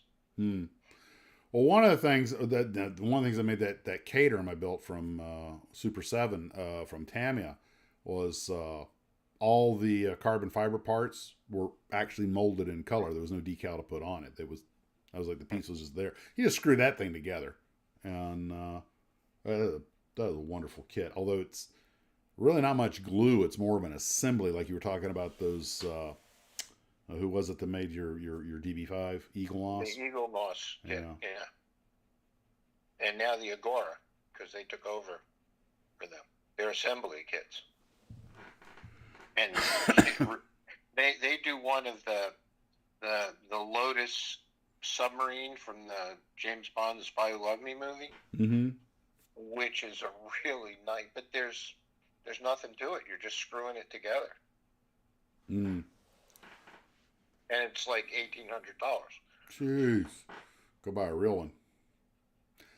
Oh, by the way, I looked up to see if anybody made a model of that wooden race car we were talking about today. The was it not the Moscow? Yeah, the Marcos GT. The Marcos GT. For all you gearheads out there that are into a British sports car, the Brits made a wooden framed sports car, the Marcos GT. And there was several companies that made a 143 scale kit, which obviously was meant to be a slot car, I would imagine. That's probably a white metal kit at 43rd scale. Actually, one of them was white metal, yeah. And but I was thinking there's an overlooked little car. I just out of curiosity, I went out and see what they cost, and they were everywhere from $16,000 to $60,000. It's a whole forest. And well, apparently they got, according to what we watched in the video, was the impetus came from de Havilland Aircraft. One of the guys who'd worked on the Mosquito, he decided to put those skills to work in cars after the war, and so he made a pretty peppy little wooden framed sports car. Looks like a little baby Jaguar or something. Well, Morgan's had metal wooden frame. Yeah, that's what they were famous for. I didn't realize that the Marcos were around, or Marcos, however you say it, that they were around producing cars at like 02 or something. Various iterations of the company. But amazing what goes on out there. Of course, I'm pretty sure I couldn't even get in one of those cars. It's the kind of thing you kind of should come with a zipper, get in and zip it up. Fits like a pair of spandex pants. They're made for gymnasts. Yeah. Me trying to zip up spandex. Now there's nightmare fuel. Oh, okay. No argument here. There's also an airplane model that I got in a batch of models that were already built. It was called a Sanya. I think it's the Key 51, I believe. It was a Japanese light bomber. And I think the Rex Hangar, I think it was, that covered it today. And I never really known much about the airplane, but it was a nice looking airplane, but it was fixed gear.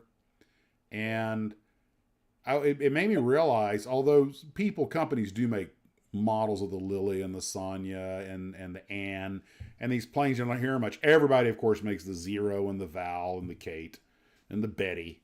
But that's another one of those groups of models that aren't terribly well represented. Japanese made so many airplanes that, and I mean, fielded them by the hundreds, sometimes the thousands. And you can't hardly find a model one because they weren't, one of the quote unquote famous planes, and wasn't there a range of kits called Famous Planes? By somebody? Well, Revell did a series where they took a lot of their 172 scale aircraft and boxed them together, three packs, and they gave them names like Freedom Fighters and stuff like that. But it does, it does seem like somebody did I think more than one model company's done a famous planes series, which is just, of course, reboxing the stuff they already made. Interesting to see Revell release cars from the Stranger Things show. Yeah. That's called the license was cheap and we had the molds. Yeah, really. Well, you can't blame them, you know. And Fran, okay, Aurora Famous Fighters. Thanks, Fran. Yes, thank you. And and then the box art police came out and said, "I'm sorry, you can't have this box art because it shows gun shooting or an engine on fire or something like that." I'm like, there's a reason we call them warplanes. And that's another thing we want to talk to you about. But, you know, I have to admit, at least cars didn't face that particular uphill battle. But, well, because there's still old cars around. You know, and there's a big old car hobby. So, you know, they're still popular even though they're old. As far as planes, you know, there's very few left of the old planes. Yeah, Craig points out that I forgot Airfix made the dogfight doubles. And I don't know if it was Airfix that made the dioramas. They would take like... Eldon did some of those. Yeah, they did like Rick Tobin versus Brown, the Red Baron versus Brown. And they put a little 1/72 scale Sopwith and triplane together over a little plastic base of guys in the infantry down in the trenches. And I had that one, and I remember, you know, taking it so seriously. And then there they was had one that popped up on eBay the other night. I happened to see it. Yeah, they had the Pearl Harbor one, and they had, which I think just had one valve. And then they had a couple of them, and had the cheap vacuum formed base. But you know, when you're 8 years old, that's awesome. That's value added, you know. And you know, it's like it's almost happening in your bedroom. Yeah, it's what is a series of history books they had? You know, Pearl Harbor, and you are there. And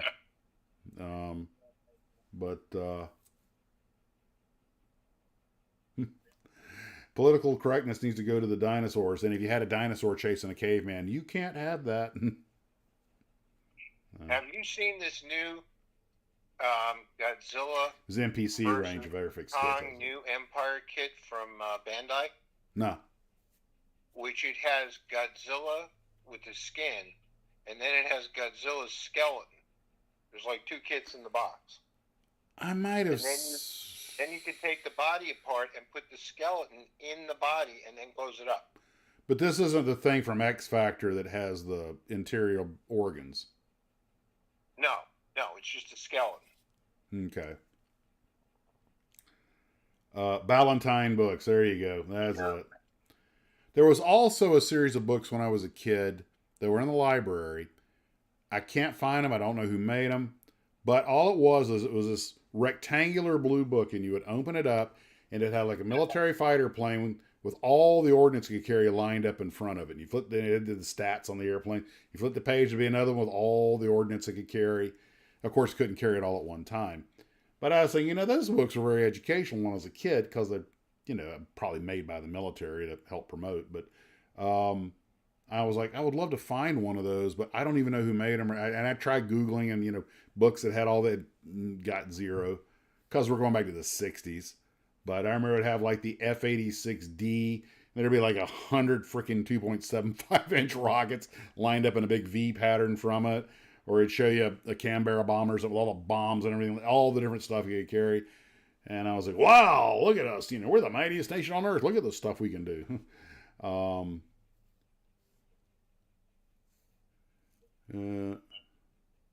Yeah.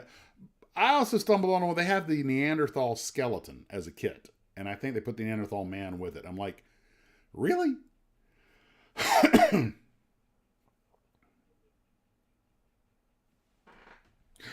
What do we know about the internal organs of a dinosaur? Yeah, really? Best guess, baby. Best guess. But I'm just glad that the people are taking an interest in that kind of stuff. Jane series of reference books. I don't know, Fran. It might have, but it was a thin rectangular book. You open it up, and like I say, it would just have a picture of the airplane with all the weapons, and it have all the information about the airplane. And Ken's here. Oh, there Hang you on, go. guys. Hey, Ken. Hold on. Merge with Steve. Merge. All right, head count. Hey, here I am. You Hey, made Ken. it. Happy New Year. Hey, Steve. Thank you. Happy New Year to you too. You're welcome. Sorry I'm late, guys. I just got in. That's no worries, Your man. No arms are worries. tired. No, I didn't fly. Neanderthal skeleton figure was ITC or Palmer. Paul says ITC. Okay. I'm just trying to figure the pitch meeting. Hey, let's make a Neanderthal and let's make a skeleton to go with it. I'm not following the logic here, but okay. Well, you're doing the research on the ITC company, and I'm sure that in your research you found out that there were a lot of strange ways of figuring out what was going in the line. In fact, I need to get cracking on that thing. I've been gone so much, and now I'm getting something in my chest. Good Lord, I hope I'm not coming down with something. I've been trying to destroy myself between twisting my heel and everything else. I'm just falling apart. Well, these weren't magazines, JM. These were hardbound blue books, dark blue, hardbound. Like I say, they were about this big, rectangular, and fairly thin. But it could have been by the same people. It's hard to say. But every picture, it showed the airplane, sometimes with the crew standing in front of it, and all the ordnance could carry laid out in front of it. And sounds like Jane's. Well, and it may have very well may have been, and it was the '60s, so it could have been when they were just in little booklets or something. Did Ken bring any donuts? Sorry, no donuts. Couple of Krispy Kremes right off the rollers. Because that's what I need. And so what are we talking about now? Well, originally we were talking about salvaging decals and what making good ones and making bad ones versus painting them or salvaging them or trying to print them. But Ken, you did come up earlier, and still. Well, no, we were talking about that. But Ken, we were talking about you because I had a thought, as we said earlier. Yeah, pretty much. There was a collective butt clench as everybody goes, God, he's having a thought. So a dangerous thought, I know. A dangerous pastime, I know. There you go. You remember when we had when Dan Monroe visited with us? He wanted the legs to the original B9 robot that are individual legs. You know, they're not the one that comes with the kit where it's a unibody part at the top and individual legs at the bottom, but two complete visual legs all the way up to the body can. And I was thinking, I know you're trying to learn the language to program the 3D printer to make what you want. That might make an interesting project. It wouldn't be terribly complex. In fact, if you could make one set of legs, you could just print two and glue them together because they're two independent legs. You remember the robot from Lost in Space had those rubber circular legs, the like stacked tires. Yeah. Okay. Yeah. Well, the original one, they were completely independent. Later on, they made it like a set of trousers, where it was, one piece that went all the way around the first couple of bands at the top, and then individual legs from the crotch down. You follow me? I never noticed that. Neither did I. Well, that's when we were with Dan. He brought that up. Very good, Ken. That's good. Okay. If you did, we'd be worried. Okay. Yeah. Yeah, that's kind of the thought that I'm having here right now too. Well, I was trying to. Max, Ken, the crowd wants to know why you have an IUD on top of your coffee cup. Da da da da da. That's the NSCA protector from Hallmark. Here comes YouTube banning again. And we're back in YouTube jail, boys and girls. And why is it rotating? I just thought it'd be nice to have something moving there, a little, I will remove the kinda "-u'd" cool. from. I'm going to put that there. No, I just thought it'd be nice to have something, a little set dressing, have something running around a circle, And Have you figured out how to make a shot glass out of the SpaceX capsule yet? all I need's a drill. Okay. Okay, yeah, I showed up just in time. Yeah. And then, Your Honor, is when everything went south.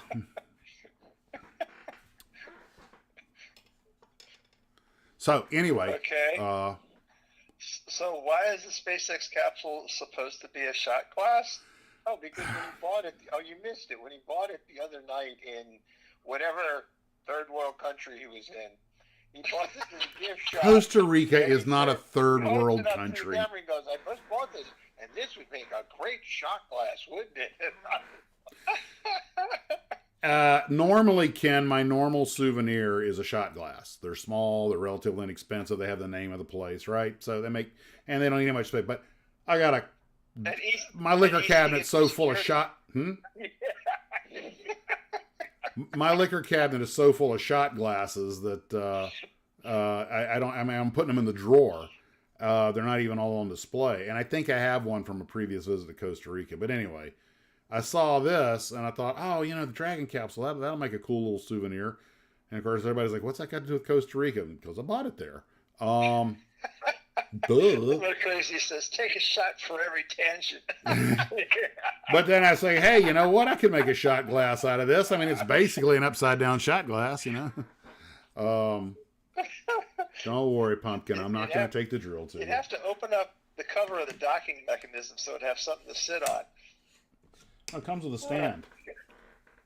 Put little legs on it and just take the bottom off. Fill it up. Yeah, Elon's going to put little legs on it and make a lunar lander out of it. Meanwhile, now, you should send it to Elon and say, why don't you do this? Besides, that's not a shot glass. That's a shot You can glass. turn one of the reaction rocket motors into something that ejects whatever's inside of it. He just put his face up there and just push the button and it shoots into his mouth. Okay, I only caught the tail end of that and I didn't like it. A snack dispenser. Yes, boys and girls, this is how you end up in YouTube jail. So anyway, The reaction, the motors they use to slow it down, okay, or take it off in case there's an emergency. One of those little things out the side. it'd be Those little easier. flat. Buy a shot glass and paint it up like the capsule. That'd be easier. Here's next week's shopping, boys and girls. What could you buy and paint and turn into a shot glass?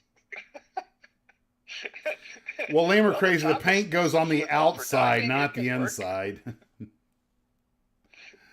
Anywho. Next time you go to Costa Rica, this is the rest of Rica. Next time I'll just buy the bloody shot glass. Now, the next time he's going to go there, he's going to go to the store and buy every one of them that they had there. Go easy on Max. Go easy on Max. He has a busted lower wing. I'm injured. Now I got a sore shoulder from using the crutches. Actually, from using the cane. But There you go, a Pez shot glass. modeling is a No, no, no. spandex-free hobby. I'm not even bringing out the spandex free. No, let's forget that. No. God. That's a dark corner we don't want to go into. You think I look bad in spandex? Imagine Ken.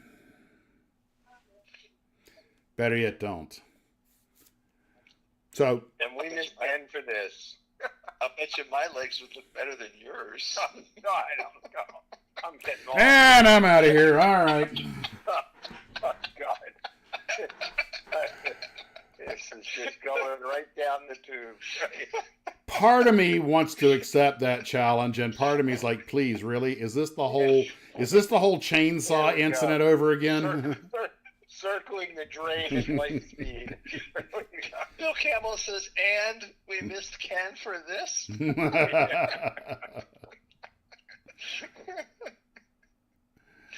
Garfield says, why can you display a shot glass on YouTube but not a shotgun? Well, Ken, that brings up the issue, though. Looping back to what I was originally speaking, do you think you could program up a set of legs from the original episode where they're completely independent? You think you could 3D print a couple of legs for the B9 robot from the original pilot episode where the leg, and you really probably just do one of them and then put it on there twice, because I think there's some extra. Remember, what has been seen cannot be unseen. That is almost the definition of trauma.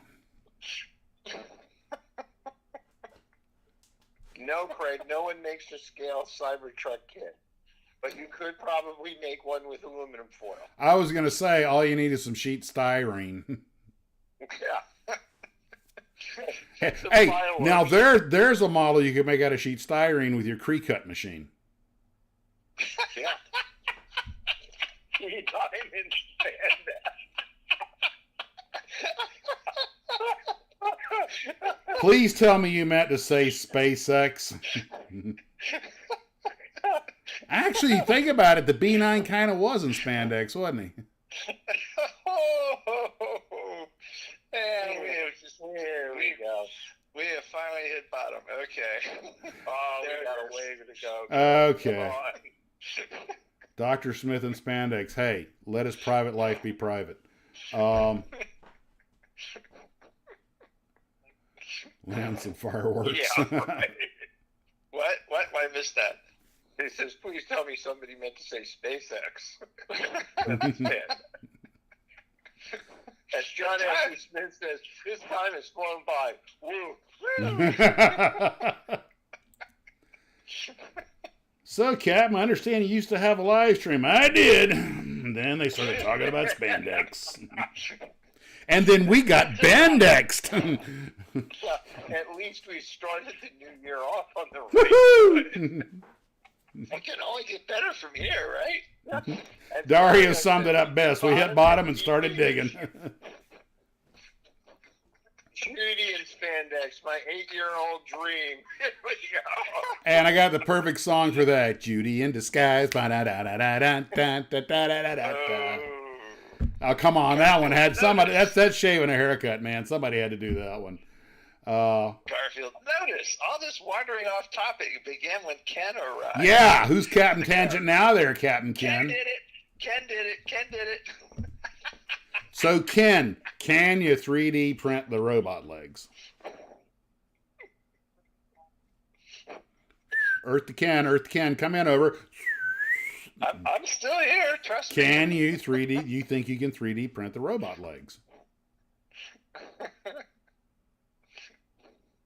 Has anybody seen the Cybertruck blowing up? Yes, we have. That thing is built really well. Oh, I think, didn't Border Patrol just buy a bunch of them?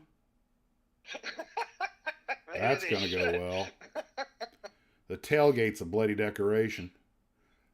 So, well, boys and girls, thank you for sharing your input and suggestions. Time to call it a night. Will somebody please type in, well, Ken, do you think you can make the robot legs? Because he's reading, not listening. Oh, Mike. Oh, that was bad. That was please. God. Okay. So, Ken, do you think you could print the bottom half of the robot? If somebody give me the files for it, I certainly could. I thought you were learning to write the files yourself so you could come up with your own stuff. I'm not good enough to do that. I've tried it once and it was all right. You have to buy a 3D scanner. A 3D scan. I would love one of those. That would be so awesome. Well, go get yourself one. Now, they come down in price. Yeah, hey, Ken, yeah. Not only do I think you should get yourself a 3D scanner, but get yourself a nice one. Get yourself something nice, Ken.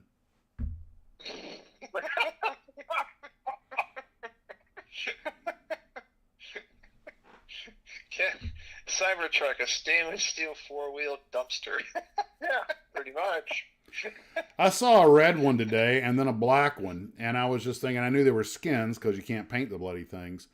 And my wife looked Yeah, at it, and she's not even a car person, but even she went, "That's ridiculous." And I was like, preaching to the choir. Yeah, but you want to know something? It stops them from rusting. Yeah. No, I don't mind the fact that they're stainless steel or whatever. I just think the whole, what is with that wedge shape? I mean, they're hard. Ugh, I don't get it. When I first saw a picture or model of the Cybertruck, I was like, this is a joke, right? You're not really going to make this thing. Yeah, you did. Why am I trying to print a keel for my boat? It's still there. So, Ken, you're telling me that programming the 3D for the printers beyond your, computer skills and capacity for logic. My current skill set. Well, we'll update that skill set. We need these things made. Chop, chop. Get to it. Dan Monroe is counting on you. Should I make them out of something flexible like TPU? Yeah, that would be nice. But the So you can throw them. remember, Ken, you only got to make one because they're mirror images of each other, basically. And it would actually be a pretty straightforward thing to make. Together. You want to make them as one piece. What I'm saying, Ken, is if you open like a trash can. Ken, if you make one leg, okay, you just make the one leg, all right. You can copy that file, stick it on the side of it. You don't have to, you basically make. I know what you're saying, Max. Yeah. I know what you're saying. The math, No, Ken. The math would be reversible.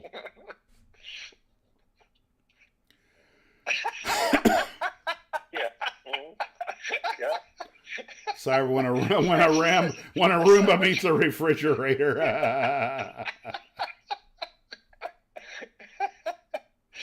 Well, even geniuses have bad ideas. This reminds me, when they go, what is a Cybertruck good for? It reminds me of Tom Hanks on Saturday Night Live when he did Black Jeopardy. What's a skinny girl good for? Not a dang thing. Oh, I like Lumar Treasy ways I there. see Yes. that, yes. Well, in Ken and Mike's case, Max didn't think much of that. Max is an evil genius, Ken the brains. That makes us stinky in the brain. No,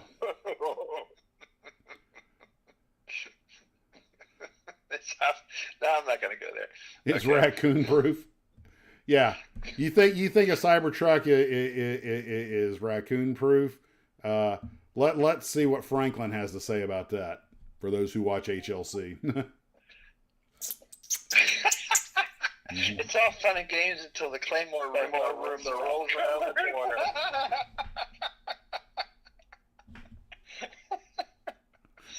Claymore That room. would be interesting. That would make a good horror movie, by the way. And now around the house with a claymore. now that Elon's invented the self-immolating truck, he can make the self-licking ice cream cone.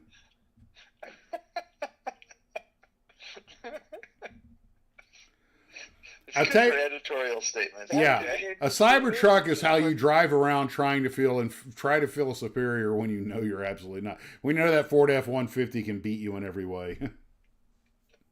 That'd be an interesting horror movie. Put a bunch of claymores in the back of a Cybertruck and have it chase people through the mall. Why? It's got the battery. Would be good. That would be interesting.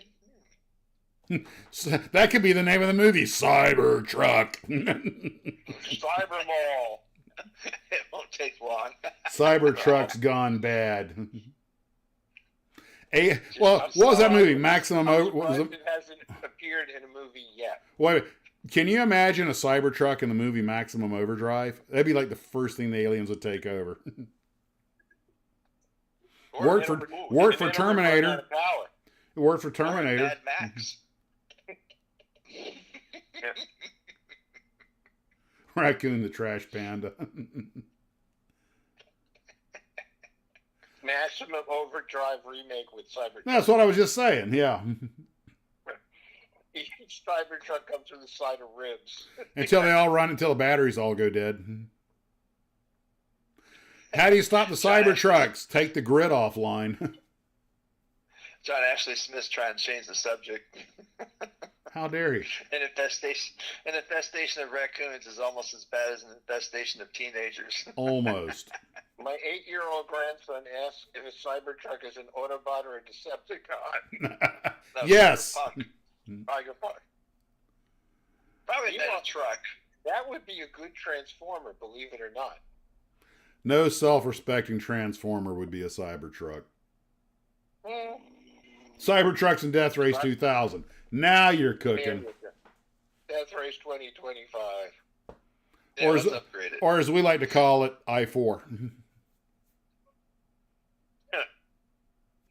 What's the worst highway in your town?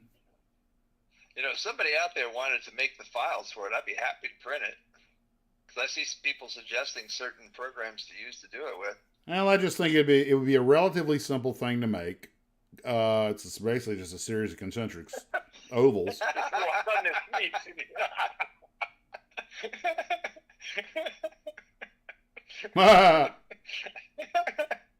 don't want a vehicle that needs software updates. Can you imagine hitting the gas and you get the little buffering symbol where you're supposed to have your speedometer? I'm sorry, you don't hit the gas. Can you imagine hitting the electrons and you just get the buffering symbol? It would probably be a Decepticon. Fred and Lamont traded their red pickup for a Cybertruck. Dun dun dun dun dun dun. Didn't you tell your son to do, Steve? I told him to sell his space online. Yeah. Did Yeah. No. he missed an opportunity. But they haven't. It's no good now because the prices have plummeted. Right. He missed that window. To sell what? To sell what? Have you ever been up close to one of those things? They're big. Yes, they are. I didn't expect them to be that big. Who missed their opportunity to sell something? My son, he had a space in line, a reservation to buy one. A Cybertruck? And I told him, I said, sell the space in line. Oh. You probably get like $5,000 to sell it to somebody who wants it. Oh. And he didn't do it. He should listen to his father more. Yeah, well, that's a whole separate discussion. Well, he wouldn't be much of a son if he did that. Put a Cybertruck in a Chrysler Crossfire in a candlelit garage. Turn on some Barry White, and a little bit later, you got a new Jaguar.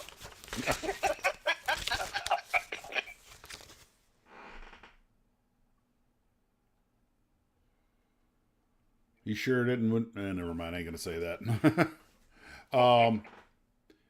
Because we are definitely not above being canceled. I think the live stream has gotten a little bit more lively since I got on. Yes, it has, Ken. And if by that you mean distraction, tangent oriented, that's supposed to be my job, but you weren't here, so.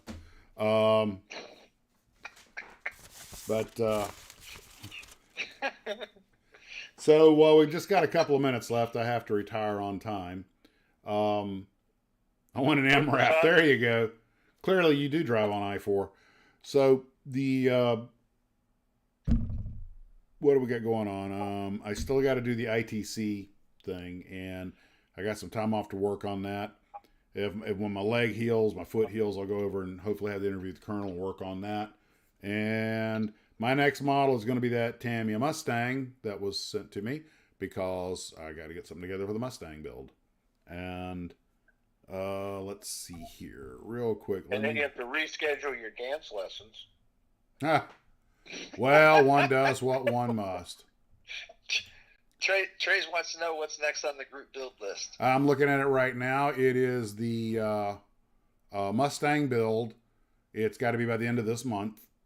And then the next one will be the Korean War build, then the D-Day build, then the Dream Car build, then the Wild West build, and then the first model you remember build.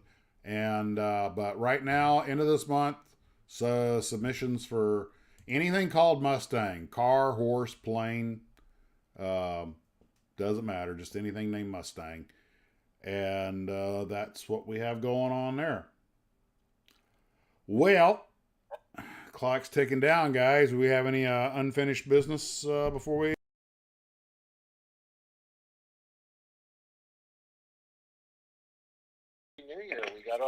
good start, I think, guys.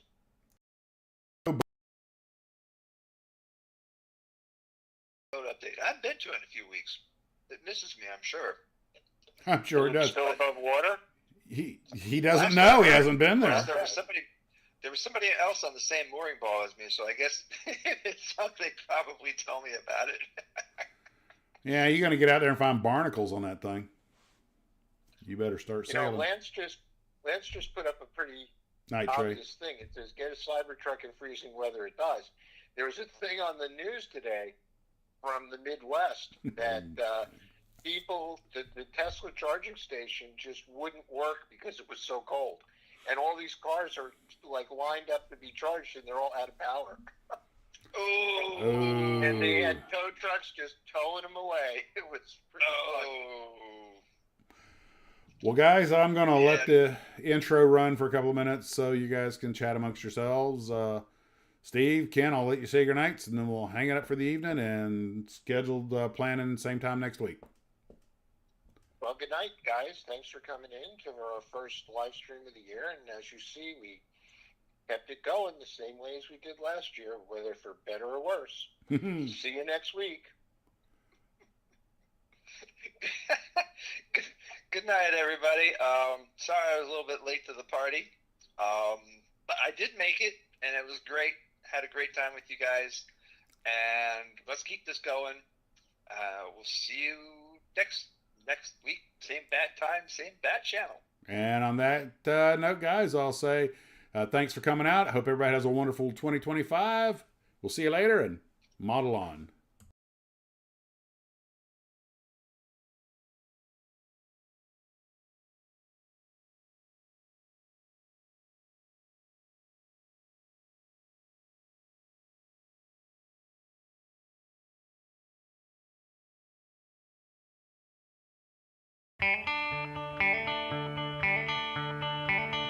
Thank you.